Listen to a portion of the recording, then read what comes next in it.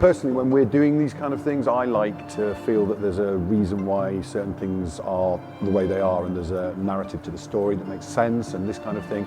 And with the equipment we're using, it also makes sense. Panasonic obviously got this phenomenal range of kit out now. They're Japanese. The car we've got from Lexus is Japanese. The quality of the engineering, the technical capabilities, there's a kind of degree of synergy there that makes some sense. So I imagine any director would say the same thing. Every shoot is challenging. For us on this one, the temperature is cold at the minute, it's February, it's dark because we're shooting at night.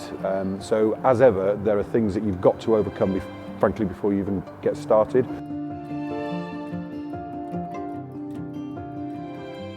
The main reason I chose the H for this shoot was I've been using it for a while now. I was previously using the S1. It's a really, really nice cinematic looking camera. When it comes to lenses, on a few shoots now, I've used the Sigma Cine primes, and they just blow me away. They're super fast, but they're not overly sharp. They give that cinematic look that a lot of lenses nowadays just don't tend to give you. What I like about using Ninja 5, I always like a top monitor. I always prefer it to an EVF. I like seeing, maybe my eyes are going, but I like seeing what I'm doing. I also like the waveforms and the peaking, and to be able to toggle through the LUTs. Occasionally we're using HLG, which is hybrid log gamma, as well as V-log, and it works perfectly with the Ninja 5 because it's a HDR screen. You can see the whole dynamic range, from the blackest blacks to the brightest highlights.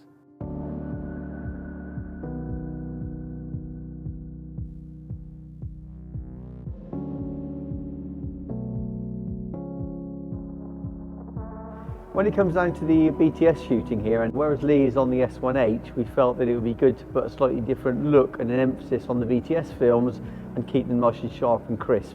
So the S1 is a perfect choice for that.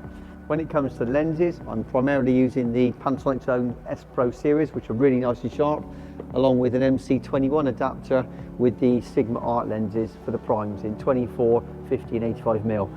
One thing I really like about the S1 combo with the actual Ninja 5 is its form factor. It's neat and compact and really suits my style of shooting.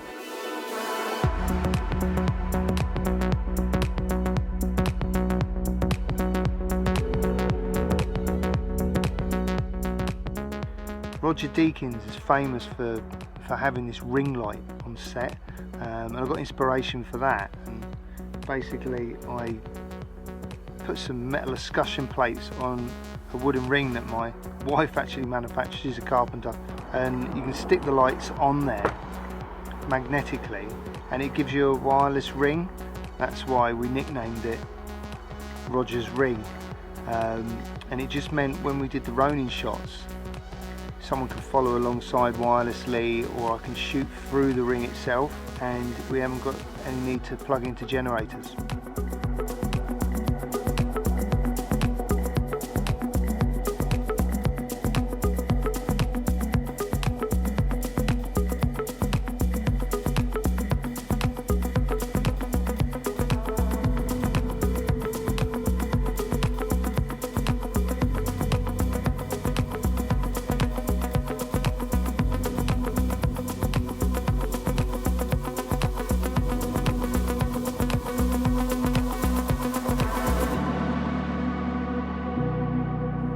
On this shoot, I've been really keen to use the autofocus whilst using the Ronin S. We've used face detect. We've used it on quite a few shots now, and it's working really well, even in the low light. I've been quite surprised how well it's performed, because the conditions aren't perfect for it at all, but it's done really well.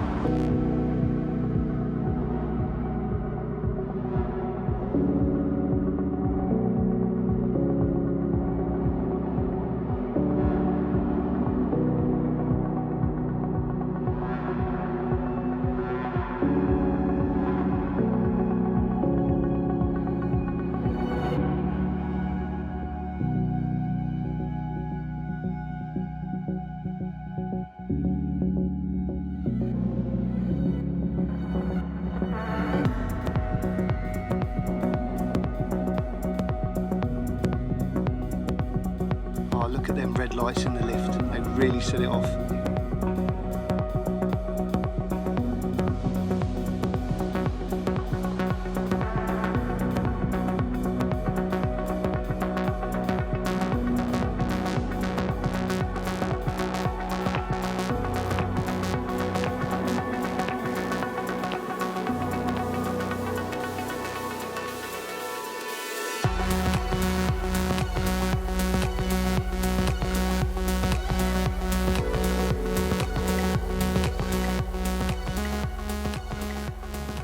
Type of shots I'm planning on getting with this rig is some rear tracking of the car. I prefer low down angles because it makes the car look nicer and it makes it look faster.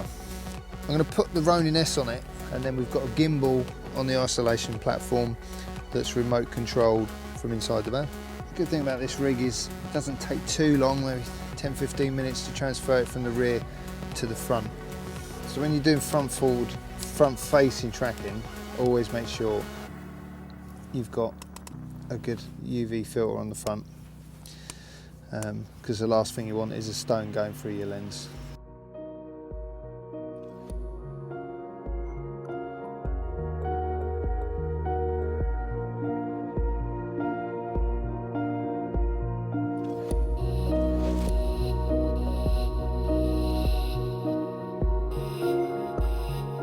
We've got flickering on the lights around the headboard. It's due to the light fittings. Okay, let me just use the synchro scan and dial in a different frequency. There, it's gone.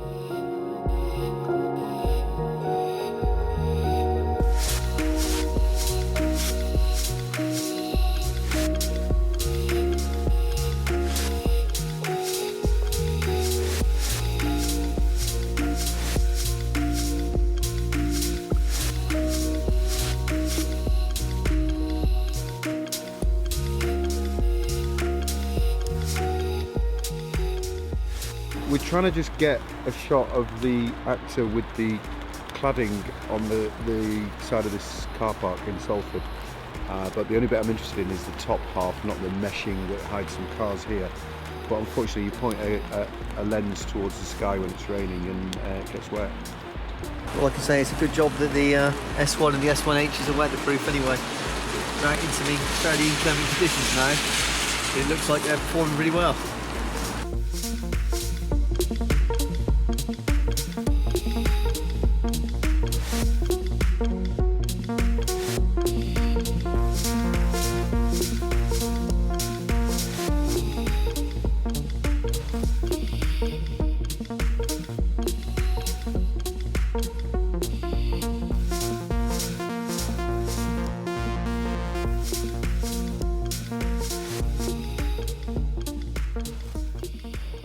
Well, it's 6 AM, we're just packing away, and we've just had an email to say that we've got the raw firmware for the S1H and the Atomos NINJA V that gives it 5.9K raw. So I'm just quickly unpacking and just going to try and grab a few shots before the sun comes up.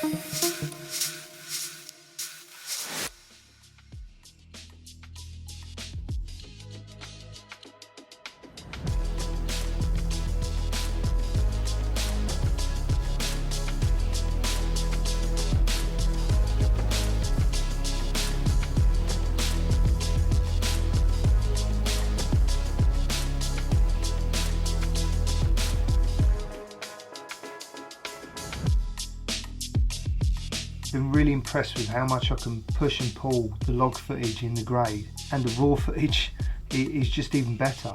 You can really dig in the blacks and pull back the highlights, and the colours you can really shift around.